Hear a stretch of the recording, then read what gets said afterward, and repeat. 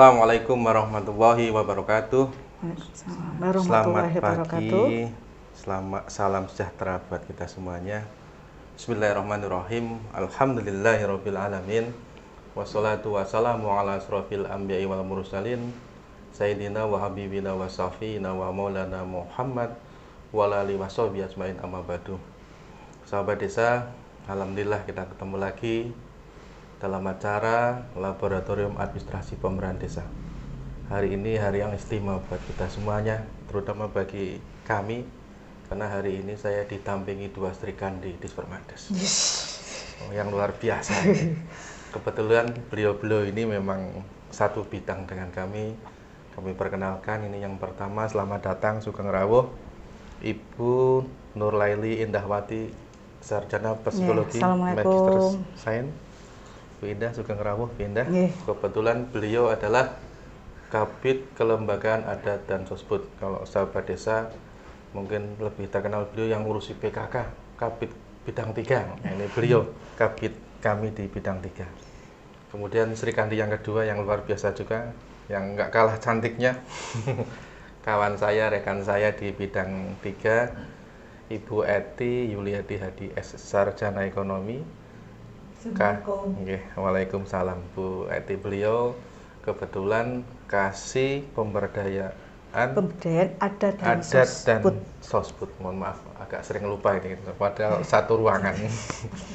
Sahabat desa dimanapun Anda berada, yang pertama dan paling utama adalah kita senantiasa bersyukur kepada Allah SWT karena atas limpahan rahmat karunia sehingga kita semua pada pagi siang hari ini bisa bertemu kembali, bertatap muka atau bermujahah.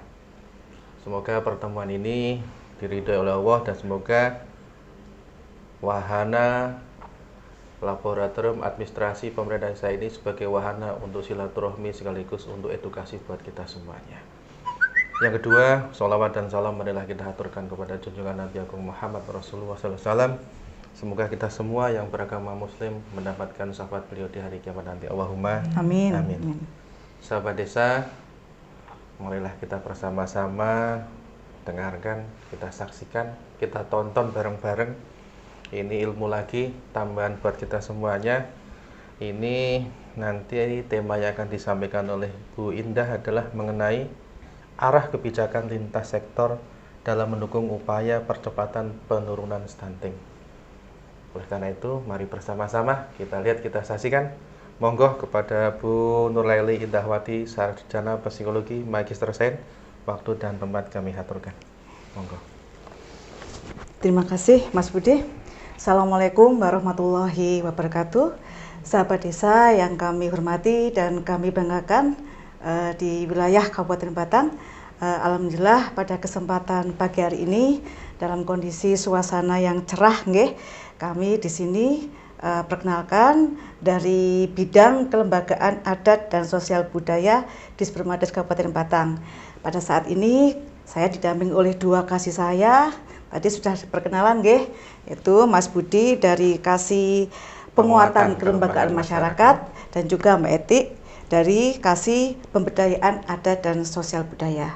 Memang kami di bidang kami menangani masalah kelembagaan sosial budaya di bidang kesehatan, bidang pendidikan, dan juga kelembagaan PKK, kegiatan PKK, Posyandu, terus Posyandu, PMTAS, terus PMTAS, Karang Taruna, yang sifatnya sosial seperti itu, baiklah, pada kesempatan yang berbahagia ini kami akan menyampaikan materi tentang arah kebijakan lintas sektor dalam mendukung upaya percepatan penurunan stunting di Kabupaten Batang. Memang persoalan stunting itu merupakan permasalahan nasional yang memang harus kita tangani secara sinergitas, baik itu antara pemerintah pusat, pemerintah provinsi maupun pemerintah daerah dan juga sampai dengan pemerintah desa. Karena apa? Karena stunting itu sangat mempengaruhi oleh sumber daya manusia kita nanti yang akan datang. Bapak Ibu semuanya, sahabat desa mungkin sudah tahu apa itu stunting, karena memang ini merupakan program nasional yang mungkin di desa itu panjenengan semua sudah tidak asing lagi. Stunting adalah kondisi gagal tumbuh pada anak balita, bayi di bawah 5 tahun akibat karena kekurangan gizi kronis, terutama pada 1000 hari pertama kehidupan atau biasa disebut HPK, sehingga anak terlalu pendek untuk usianya. Perlu Bapak Ibu ketahui semuanya, stunting kalau kita lihat fisiknya itu anak kerdil, cebol gitu ya Mas Budi ya. Nah, pernah lihat nggih? Nah, itu. Tapi bukan berarti anak kecil itu semuanya stunting nggih. Kita lihat dulu karena stunting itu sangat berhubungan dengan kondisi fisik yang pertama dan juga nanti kondisi psikis. Bagaimana nanti kecerdasan anak itu mempengaruhi. Nggih, karena makanya ini merupakan problema nasional karena ini sangat berpengaruh pada Indeks Pembangunan Manusia IPM, yaitu salah satu indikator yang mengukur kualitas hidup manusia. IPM juga sangat mengukur bagaimana kinerja pemerintah daerah seperti itu. Perlu kami sampaikan di sini bahwa angka IPM Kabupaten Batang pada tahun 2020 itu ada 74,69%. Ini memang angka yang belum begitu tinggi, tapi memang masih rata-rata kalau dibandingkan dengan kabupaten lain di sekitar kita. Makanya itu kasus stunting ini sangat sinergis, sangat berhubungan sekali dengan angka IPM di Kabupaten Batang. Mempengaruhi seperti itu. Kalau kita lihat bahwa Indeks Pembangunan Manusia itu dipengaruhi oleh yang pertama adalah angka harapan hidup.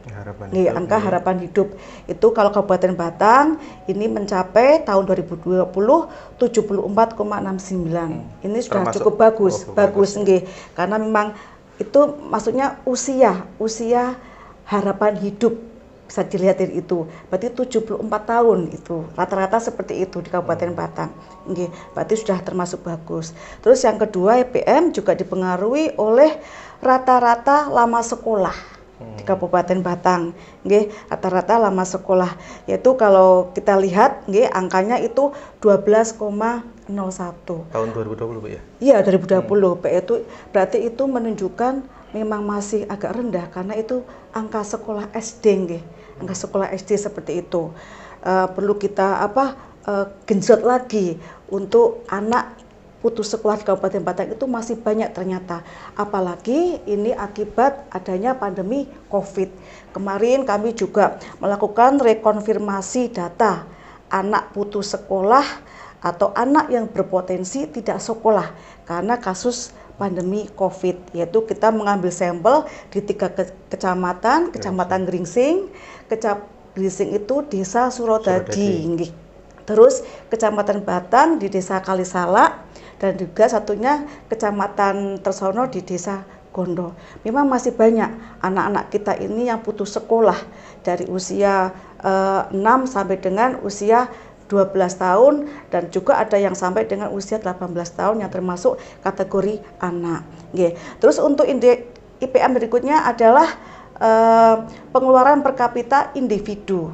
Bagaimana daya jual individu itu untuk memenuhi kebutuhan sehari-hari, yaitu kalau kita di angka 9.431, artinya 9.431 tahun 2020. Itu artinya apa? Bahwa individu itu setiap harinya menghabiskan 9.431 untuk kehidupan sehari-hari, untuk makan dan lain-lain. Itu memang masih kecil, masih rendah.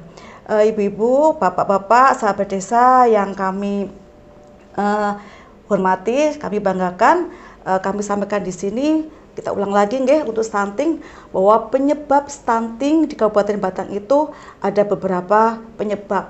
Yang pertama adalah kemiskinan. Kemiskinan merupakan faktor utama penyebab stunting. Karena apa? Karena dalam kondisi miskin, masyarakat itu tidak mampu untuk memenuhi kebutuhan gizi, terutama kebutuhan gizi remaja putri, sampai menjadi ibu hamil, terus ibu bersalin, dan juga sampai memberikan gizi seimbang pada anak-anaknya. Karena kalau kita lihat stunting, kita itu menggarapnya sejak remajanya itu, Mas Budi. Dari remaja proses awal. Bagaimana mempersiapkan remaja itu, misalnya saja bagaimana kesehatan reproduksinya. Berarti sebelum menikah itu iya, ya? sebelum menikah. Iya. Kalau mereka menikah, dia harus diberikan ilmu bagaimana nanti dia itu menjaga kesehatan reproduksinya, bagaimana dia nanti mempersiapkan kehamilannya dan lain seperti itu. Nggih. Jadi itu faktor utamanya adalah kemiskinan. Tidak mampunya masyarakat untuk memenuhi kehidupannya, terutama memenuhi gizi keluarga seperti itu. Nggih. Di samping itu, faktor yang lain adalah masalah pemberian ASI eksklusif dan kualitas MPASI, makanan pendamping ASI. Nggih, perlu kami sampaikan di sini bahwa memang seorang ibu itu kan memang dalam Al-Quran diwajibkan ya kalau dia mampu memberikan ASI eksklusif, yaitu usia 0 sampai dengan 6 bulan. Nggih, tapi memang tidak semuanya itu bisa melakukan seperti itu. Nggih, bagi ibu yang bisa, monggo, itu kesempatan yang baik. Karena apa?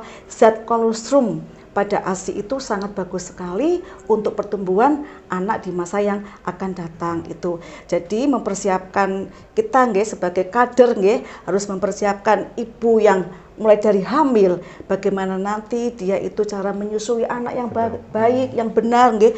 Karena memang tidak semuanya itu bisa nggih. Terus setelah dia mampu memberikan ASI eksklusif selama 6 bulan, dia juga harus bisa nanti memberikan MPASI, makanan pendamping ASI, seperti itu nggih. Kalau kita lihat kurangnya gizi anak itu mungkin salah satunya karena ketidaktahuan ibu untuk memberikan makanan pendamping ASI itu. Apa nggih? Sekarang mereka mungkin banyak yang tahu kalau bayi itu bagusnya diberikan sayur-sayuran ataupun buah-buahan, tapi pada kenyataannya bayi itu sekarang itu nggih, itu bagusnya itu diberikan makanan yang berlemak tinggi. Nggih, itu berlawanan sekali dengan kita sudah tua nggih. Kalau kita tua kita nggak boleh makanan yang berlemak, yang santan seperti itu. Tapi kenyataannya kalau bayi itu malah bagus diberi santan, terus yang berlemak, daging-daging yang berlemak itu, terus juga minyak, itu makanan yang mengandung minyak itu bagus sekali untuk gizi. Kalau yang dari ikan yang mengandung omega itu nggak apa-apa, iya bagus seperti itu. Nggih. Jadi sekarang kita harus mengubah mindset nggih, bagaimana memberikan makanan pendamping untuk anak-anak kita setelah mereka lepas dari ASI eksklusif. Nggih. Berikutnya penyebab stunting itu adalah adanya anemia. Nggih, anemia. Anemia itu adalah kekurangan darah, nggih. Itu biasanya dialami oleh ibu-ibu yang mengandung, ibu-ibu hamil dan juga remaja putri. Makanya tadi kami sampaikan di sini kemiskinan sebagai faktor utama bisa menyebabkan anemia juga bagi remaja, nggih, bagi ibu-ibu yang hamil karena kurang gizi. Nah, ini juga nantinya kedepannya juga akan menyebabkan menderita stunting. Terus selanjutnya penyebab stunting adalah pernikahan anak. Nih, kita sekarang memberikan istilahnya bukan pernikahan dini ya, tapi pernikahan anak. Kayak sinetron. Iya, ya sekarang dininya sudah pergi, ya begitu ya. Pernikahan anak ini memang saat ini lagi ngetren karena memang angka kasusnya itu sangat tinggi sekali di Kabupaten Batang. Data dari Dinas Pemberdayaan Dinas Perlindungan Perempuan, Anak dan Keluarga Berencana itu pada bulan September sudah ada sekitar 200 kasus pernikahan anak di Kabupaten Batang. Iya, itu memang cukup tinggi nggih. Padahal kalau kita lihat nggih, dampak dari pernikahan anak itu sangat merugikan, terutama pada pihak perempuan. Kenapa seperti itu nggih? Kalau kita ketahui semuanya bahwa pernikahan anak ini kan seseorang yang belum berusia 18, yang namanya anak itu seperti itu. Anak adalah seseorang yang belum berusia 18, termasuk anak dalam kandungan. Lah, kalau pernikahan anak itu adalah pernikahan yang dilakukan oleh seseorang yang belum berusia 18 tahun. Itu mengapa kok berbahaya? Karena ada beberapa dampaknya, baik itu dampak fisik, ya, dampak psikis maupun dampak ekonomi maupun nanti terjadinya dampak kekerasan dalam rumah tangga. Dampak fisiknya apa? Di usia yang sebelum 18 tahun itu kesehatan reproduksinya alat-alat reproduksinya belum matang, ya Mbak Eti ya, Mas Budi, itu belum matang. Sehingga kalau menikah kan biasanya hamil, nggih, itu alat reproduksinya belum matang. Itu akan menyebabkan beberapa penyakit. Salah satunya adalah penyakit kanker serviks, karena belum matangnya organ reproduksi itu. Nanti kalau misalnya dia melahirkan bayi itu bisa juga dalam kondisi BBLR, berat bayi lahir rendah. Biasanya seperti itu. Kalau bayi itu berlahir rendah, pasti kedepannya akan banyak penyakit-penyakit yang menyertai bayi itu. Mungkin bisa salah satunya adalah stunting, seperti itu, nggih. Terus juga bisa menyebabkan ibunya yang hamil itu pendarahan, preeklamsia yang akan menyebabkan kematian ibu. Seperti itu, nggih, itu beberapa dampak fisik. Kalau dampak psikisnya juga banyak juga, karena anak itu usianya masih tergolong anak, namanya anak, nggih. Jadi emosinya itu belum stabil, ya Mas Budi, nggih, Mbak Eti, nggih. Stabil. Padahal kalau kita ketahui yang namanya pernikahan itu pasti banyak problema. Betul nggak Mas Budi? Rumah tangga. Ya, rumah tangga, ya. Rumah tangga itu naik turun. Lah bagaimana anak itu mampu menyelesaikan permasalahan-permasalahan ada. Kadang kita orang tua pun kadang pusing juga ya kalau ada permasalahan rumah tangga itu. Apalagi ini anak-anak. Nanti ujung-ujungnya apa? Keharmonisan rumah tangganya terganggu dan juga dapat menyebabkan adanya KDRT, kekerasan dalam rumah tangga yang berujung nanti adanya perceraian, seperti itu. Kami lanjutkan juga dampak-dampak pernikahan anak yang selanjutnya adalah adanya muncul kemiskinan baru, Mas Budi. Nggih, karena apa? Biasanya kan nun sewu untuk masyarakat pedesaan, nggih, yang mungkin mempunyai pemikiran budayanya itu masih sangat erat sekali, itu biasanya wah cawe wedok ora usah sekolah dhuwur-dhuwur tak rapike seperti itu ya. Mungkin apa Mas Budi Mbak Eti, seperti itu. Lah itu makanya ya kalau calonnya itu dari nun sewu, dari golongan orang kaya. Kalau tidak, dia menikah harus menanggung beban ekonominya, apalagi setelah itu punya anak. Padahal nun sewu, kalau namanya pernikahan anak itu pasti anak-anak dirugikan untuk mendapatkan hak pendidikannya, nggih. Karena anak mesti kan putus sekolah kalau pernikahan anak itu seperti itu, nggih. Makanya nanti akan muncul kemiskinan baru yang ada karena dia mungkin tidak bisa berkarir, tidak bisa mendapatkan pekerjaan.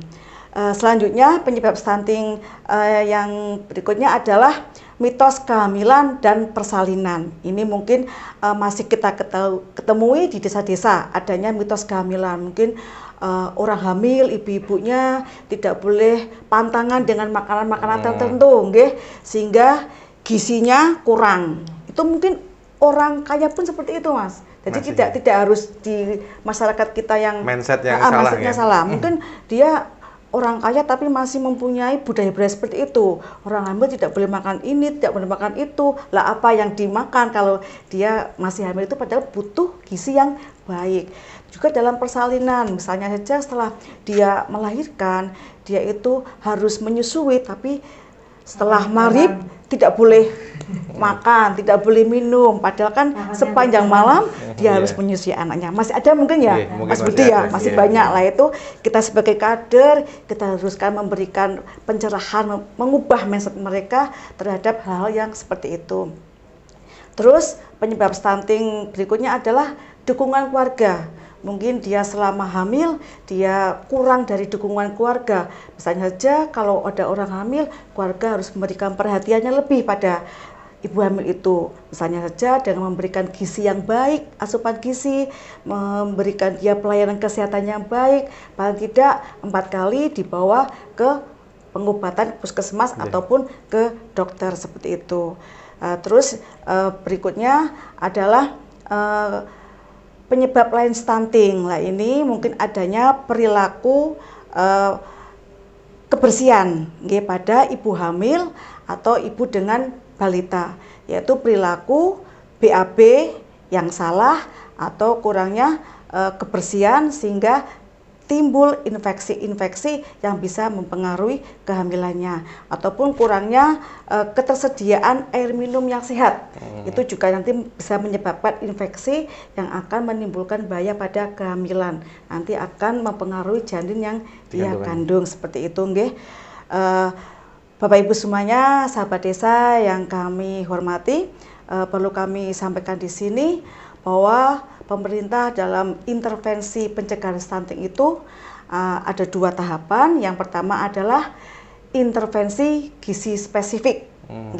Itu mempunyai dukungan itu 30%. Persentasenya 30%. 30%, itu biasanya banyak dilakukan oleh sektor kesehatan, seperti itu, Terus yang kedua, intervensi gizi sensitif, yaitu sasarannya adalah masyarakat umum, bisa semuanya itu bersinergi, baik itu antara tokoh agama, tokoh masyarakat, kader-kader yang ada di desa.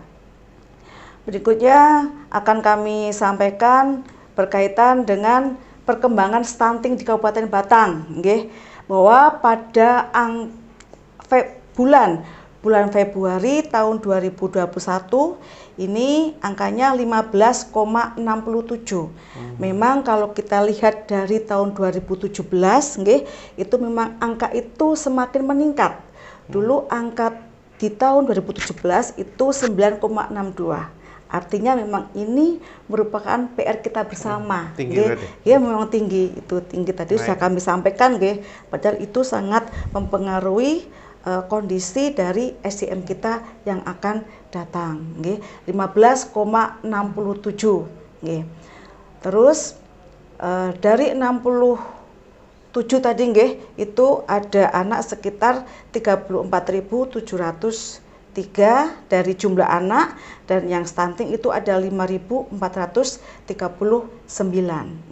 Kalau kita lihat nanti target dari penurunan stunting pada tahun 2022 untuk Kabupaten Batang yaitu 14,62%. Berarti kita masih ada PR, makanya kita bersama-sama, ayo semua desa ikut mendukung penurunan dari angka stunting di Kabupaten Batang. Bapak Ibu sahabat desa yang kami hormati, bahwa pemerintah Kabupaten Batang telah membuat surat keputusan Bupati, itu menetapkan lokus stunting atau lokus untuk desa-desa yang memang angka stuntingnya tinggi. Bukan berarti desa lain tidak ada stunting, semua desa walaupun itu sedikit pasti ada yang stunting. Tapi ini kita lihat persentase angka yang agak tinggi. Tapi memang kemarin kita juga banyak diprotes, Mas Budi, Mbak Eti, sama desa-desa. Mereka nusewu, Pak Kepala Desa mungkin ada yang nggak setuju, ada yang protes. Di tempat saya nggak ada yang stunting seperti itu. Perlu kami sampaikan di sini bahwa angka itu merupakan hasil penimbangan serentak, yang dilakukan oleh kader-kader Posyandu biasanya pada bulan Februari dan bulan Agustus. Mungkin waktu pengukuran tinggi badan yang tidak pas yang dilakukan oleh kader Posyandu, mungkin apa karena minimnya kemampuan dari kader tentang bagaimana mengukur tinggi badan balita, seperti itu. Makanya nanti pada kesempatan ini kami juga mohon kepada Bapak Kepala Desa, nanti mohon untuk setiap Posyandu, untuk sarana prasarananya dipenuhi, terutama dalam alat ukur tinggi badan balita, karena ini sangat mempengaruhi kondisi stunting yang ada di Kabupaten Batang. Perlu kami sampaikan di sini bahwa untuk lokus stunting tahun 2020 itu ditetapkan ada 12 desa. Perlu kami sampaikan di sini nggak, Mas Budi? Monggo, Yang pertama adalah Desa Kambangan, Kecamatan Blado, terus Desa Denasri Kulon, Kecamatan Batang, Kelurahan Proyonangan Utara, Kecamatan Batang, Desa Selopajang Barat, Kecamatan Blado, Desa Mojo Tengah, Kecamatan Reban, Desa Adinuso, Kecamatan Reban, Desa Tulis, Kecamatan Tulis, Desa Pandansari, Kecamatan Warungasem, Desa Tambak Boyo, Kecamatan Reban, kelurahan ya Karangasem Karangasem Selatan ya, Kelurahan Karangasem Selatan Batang, Desa Batang. Surjo, Kecamatan Bawang, Desa Kebaturan, Kecamatan Bawang. Sedangkan untuk lokus stunting tahun 2021 itu ada 13 desa. Yang pertama adalah Desa Wonokerto, Bandar, dan Desa Pesalakan. Terus Kelurahan Proyonanggan Tengah dan Batang ya, Kecamatan Batang. Terus Desa Sidoharjo, Kecamatan Bawang. Desa Gerlang, Kecamatan Blado, Desa Keputon, Kecamatan Blado, Desa Wonobodro, Kecamatan Blado. Terus di Kecamatan Kandeman ada Desa Botolambat, Desa Tragung, Desa Depok, dan Desa Kandeman. Sedangkan untuk tulis itu di Desa Jerakapayo dan Ponowareng. Nggih. Di sini memang kita dari OPD terkait di tingkat kabupaten ini memang mensinergikan semua kegiatan itu di OPD terkait. Misalnya saja kami di Dispermades mempunyai kewajiban untuk pembinaan namanya KPM, Kader Pembangunan Manusia. Bukan pemberdayaan masyarakat, bukan? Bukan, kader pembangunan manusia. Itu memang di setiap desa itu ada, nggih. Setiap desa ada yang notaben itu merupakan biasanya diambil dari kader Posyandu bisa. Terus kader PKK juga bisa, mungkin kader PAUD juga bisa.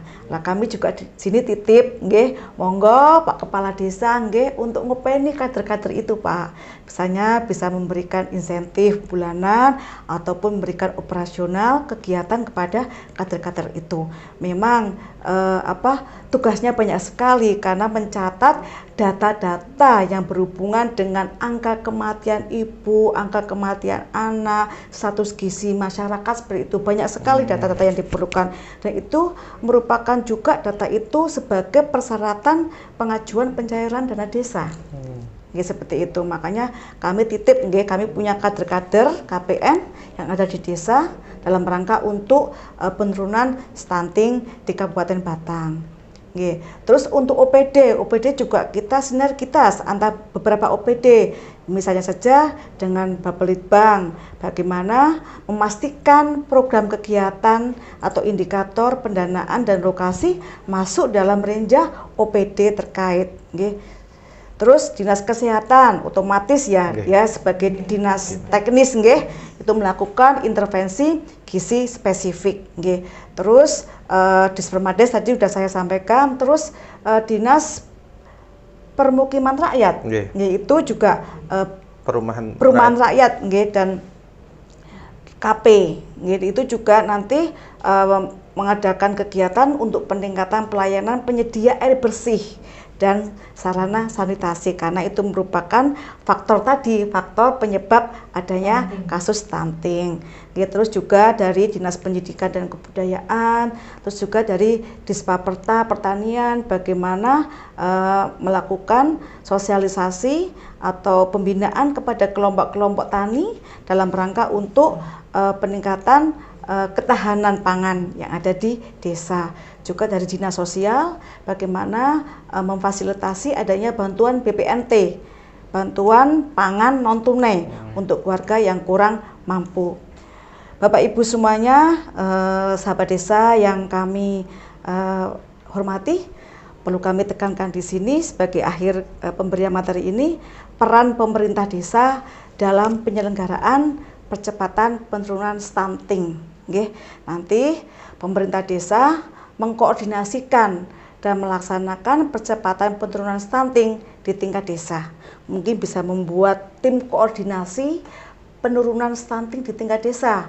Nanti dengan melibatkan OPD ataupun mungkin lembaga kemasyarakatan, PKK, RT RW, ataupun mungkin dari Karang Taruna. Nanti kalau Karang Taruna berarti tugasnya nanti tentang remajanya, bagaimana mempersiapkan remaja yang tangguh dalam rangka untuk persiapan dia yang akan datang. Terus juga peran desa, pemerintah desa harus memprioritaskan penggunaan dana desa dalam mendukung penyelenggaraan percepatan penurunan stunting. Jadi untuk kegiatan-kegiatan stunting ini bisa dianggarkan melalui dana desa untuk pemberdayaan masyarakatnya.